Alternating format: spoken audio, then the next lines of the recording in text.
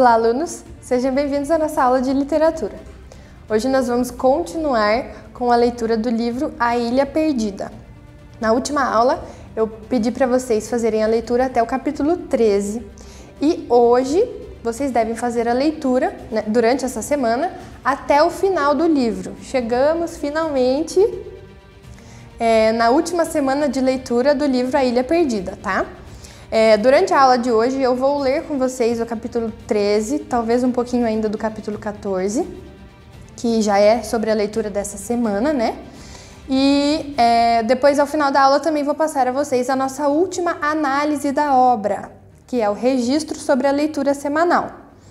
Na próxima aula, nós trabalharemos com as considerações finais, ou seja, a última parte do nosso portfólio de literatura, mas eu vou deixar os detalhes para a próxima aula. Vamos lá então?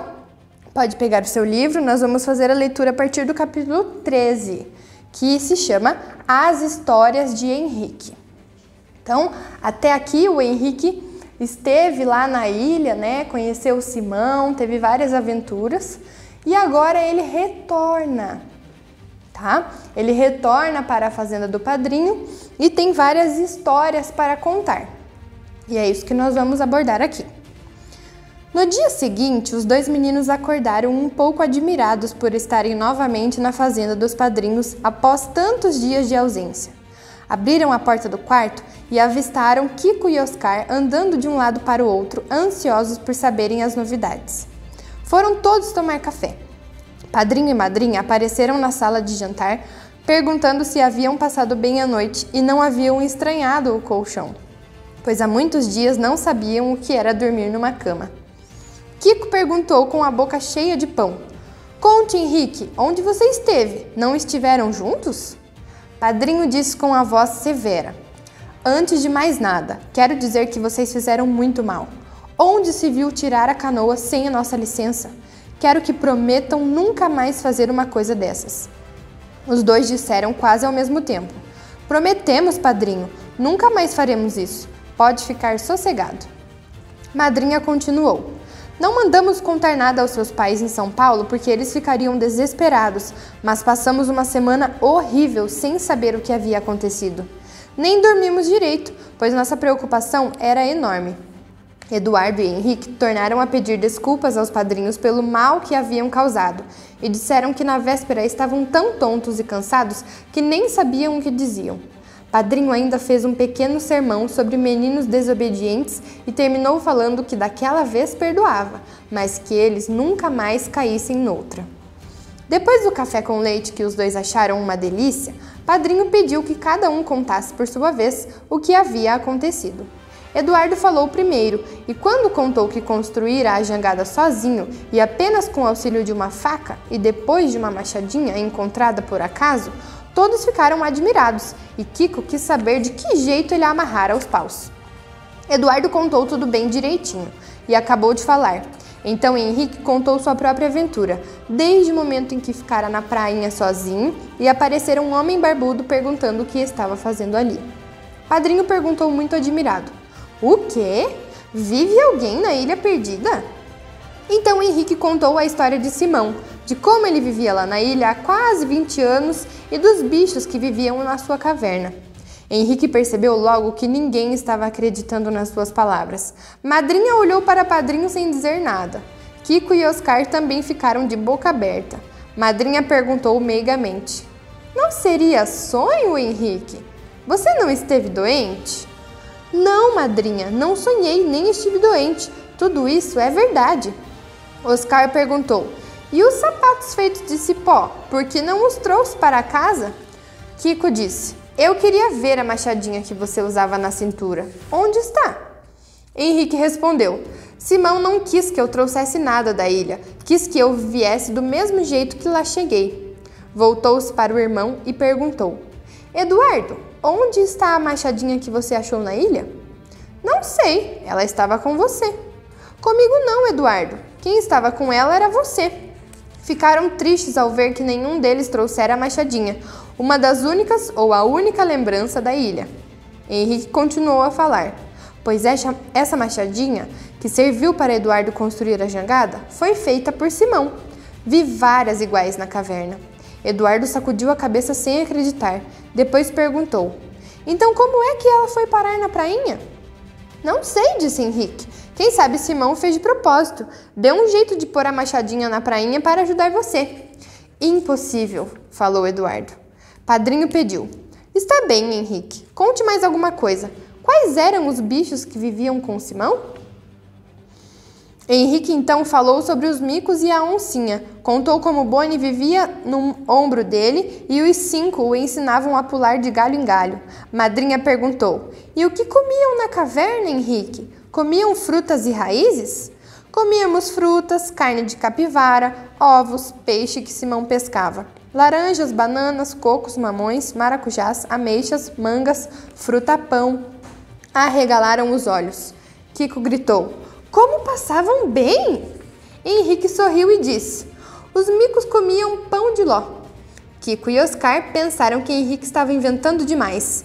E Henrique terminou: vocês conhecem aquela fruta que tem um pó amarelo? Jataí? Todos sacudiram a cabeça dizendo que conheciam. Henrique continuou: pois o jataí é chamado pão de ló de mico. Os miquinhos gostam muito. Todos deram risada. Henrique tornou a falar: há uma árvore na ilha que dá a espécie de fava espinhuda, pois essa fava é chamada pente de macaco.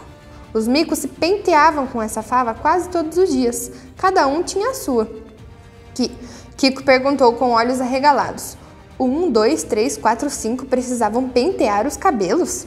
Eduardo corrigiu: não penteavam os cabelos, Kiko, penteavam os pelos. Mico tem pelo. Oscar perguntou a Henrique: então você sabe pular de galho em galho? Aprendeu com os micos? Vamos já tirar a prova. Kiko concordou: é mesmo. Se ele aprendeu com os micos, vai mostrar como é que mico faz. Vamos para o pomar. Levantaram-se da mesa e foram. Eduardo também estava duvidando do irmão.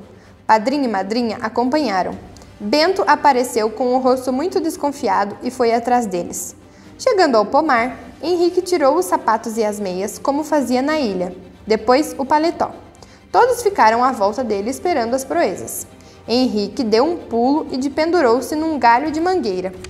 Experimentou saltar para outro galho, mas teve receio. Então, deixou-se cair ao chão. Escolheu outra árvore e outro galho. Preparou-se todo e num pulo alcançou o galho. Kiko gritou: isso eu também faço. Psiu, fez Padrinho. Deixem Eduardo sossegado. Henrique ficou dependurado calculando a distância entre um galho e outro. De repente, criou coragem e deu o pulo. Quebrou-se o galho, onde ele segurou, e quase foi ao chão. Padrinho auxiliou-o a descer. Pela terceira vez ele tentou. Dessa vez ficou suspenso no ar, sem coragem para saltar. Padrinho tornou a auxiliá-lo. Madrinha olhou Padrinho e os dois sacudiram a cabeça, duvidando das histórias de Henrique. Ele disse meio desanimado: eu ainda estava aprendendo, Padrinho. Eu não disse que sabia. Disse que os micos estavam me ensinando. Madrinha disse: está bem, está bem. E que mais? Aprendeu mais alguma coisa com Simão? Henrique falou sobre a horta e o pomar. Contou que a fruta-pão viera de uma ilha do Pacífico. Bento, que escutava de um lado, perguntou: então tinha a horta também? Como é que temperava a alface? Tinha outras coisas, mas alface não. Abóbora, batata doce, cará, mandioca. Oscar perguntou, duvidando sempre: e a fruta-pão, você comeu? É como pão mesmo? Henrique tornou a afirmar que comera. Contou que dormiram na caverna sobre chales feitos de penas coloridas de aves. Qual é? Ninguém acreditava. Uns achavam que ele sonhara, outros achavam que ele inventara isso tudo para fazer bonito. Kiko disse: você afirmou que Simão era bom para todos os animais. Então como é que ele matava as aves para tirar as penas? Ele não matava as aves, respondeu Henrique. Essas penas eram encontradas no Planalto quase todos os dias. Perto da gruta havia um planalto onde os pássaros e as aves vinham todos os dias visitar Simão e deixavam aí uma porção de penas que 1, 2, 3, 4, 5 ajuntavam e guardavam na caverna para depois Simão fazer as cobertas. Resmungou Bento. Tudo isso é bem esquisito. Todos os dias era a mesma coisa. Pediam a Henrique que contasse alguma história da Ilha Perdida e quando ele contava, ninguém acreditava. Henrique já estava desanimado e pensando como fazer para que acreditassem nele. Bom, pessoal, esse foi o nosso capítulo 13 e nós podemos perceber que quando o Henrique e Eduardo voltaram para casa, os seus parentes não acreditaram muito de primeira, assim, em tudo que eles tinham vivido lá na ilha.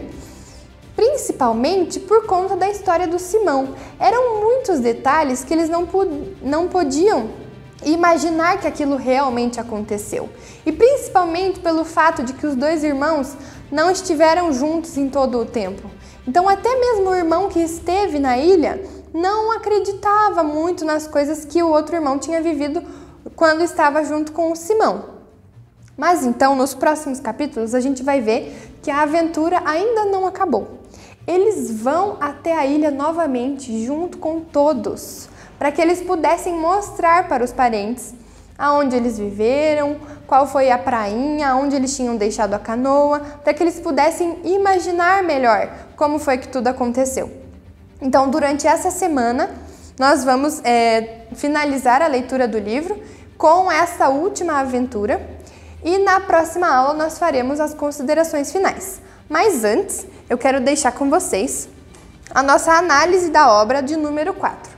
Relembrando, são as mesmas perguntinhas, mas que abordam outros acontecimentos do livro. Então, ali nos personagens, por exemplo, perceba se nessa última leitura você identificou novos personagens ou alguém que ainda não havia aparecido ou não havia sido citado no livro, que você possa colocar o nome desse personagem ali na pergunta número 1. Na pergunta número 2, está perguntando sobre o local que ocorrem os fatos. Então, existem outros locais, não é só a ilha ou só a fazenda do padrinho, existem locais específicos. Por exemplo, aqui onde a gente leu, que eles vão até o pomar, para que ele possa mostrar que ele aprendeu a pular nos galhos. O pomar é um lugar específico que aparece nos acontecimentos desses capítulos, tá? A número 3, como a história é narrada. Então, qual é o tipo de narrador? Quem está falando ali no livro são os personagens? Ou é alguém de fora que está vendo a história e está contando com suas próprias palavras?